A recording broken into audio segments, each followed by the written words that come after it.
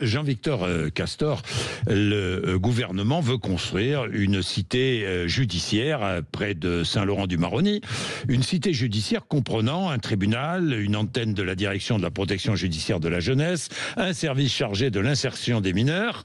La cité doit ouvrir en 2029. Elle doit permettre, c'est ce que dit le gouvernement, de donner des moyens à la justice dans ce territoire en pleine explosion démographique, et elle doit permettre de désengorger la prison actuelle de Rémire-Montjoly, parce qu'il y aura aussi au sein de cette cité une nouvelle prison.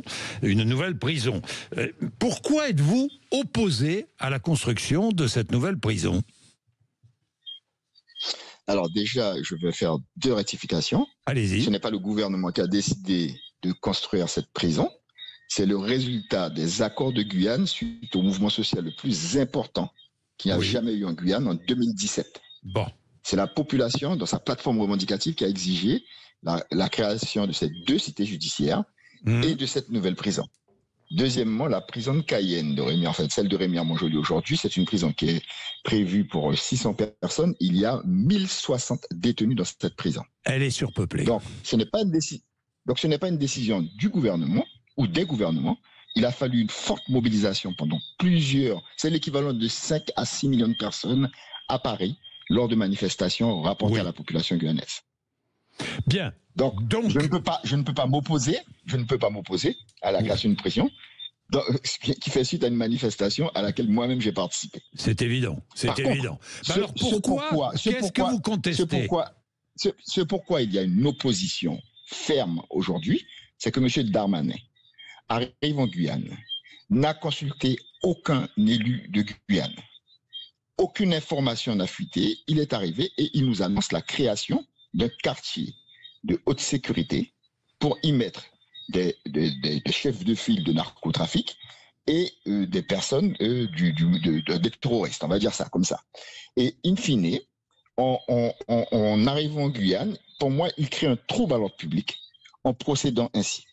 Parce que la Guyane, historiquement, a été victime de 2 types de bagnes. Le bagne des Anamites, c'est-à-dire les anciens, les Viet Minh d'Indochine, et ensuite le fameux bagne qu'on a connu avec Papillon, etc. Et ça, les Guyanais n'en veulent plus.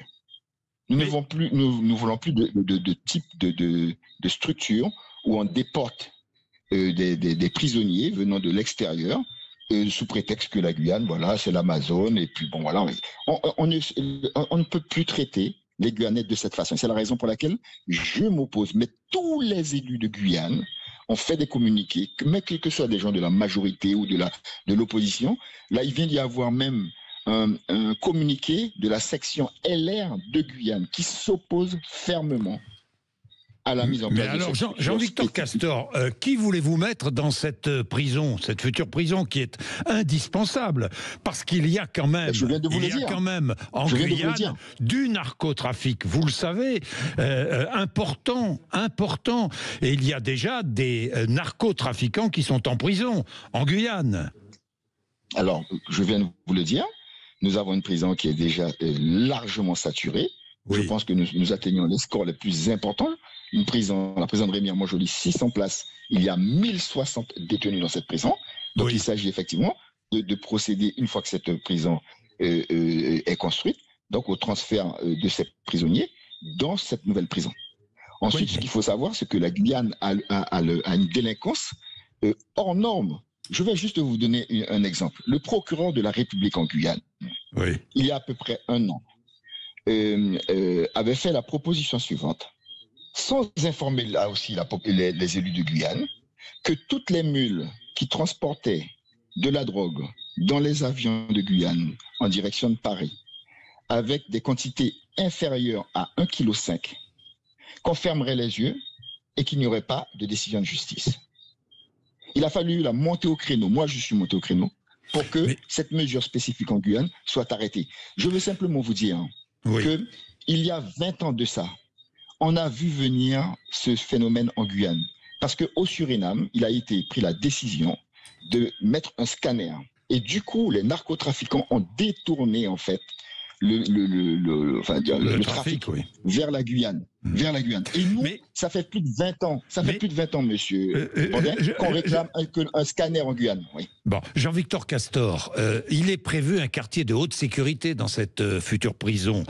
Il est indispensable ou pas? Un quartier de haute sécurité pour enfermer des narcotrafiquants importants. Monsieur Bourdin, ce quartier de haute sécurité n'a jamais été prévu dans les plans de cette prison. Qu'on attend depuis 2017. C'est pas ce que dit Gérald Darmanin. Non, pas du tout. Je vous le dis, ça fait partie de cette course à l'échalote qu'il y a en France dans le cadre des élections présidentielles. C'est de la surenchère avec ce débat-là qui a eu déjà, je ne sais pas si vous vous rappelez, M. Wauquiez avait proposé qu'on les mette à l'île de Saint-Pierre-et-Miquelon. Oui. Vous vous rappelez de ça? Alors là, ce n'était pas l'Amazone, mais c'était dans le froid glacial de Saint-Pierre-et-Miquelon. Mais est-ce que vous pensez que c'est normal qu'on puisse procéder ainsi?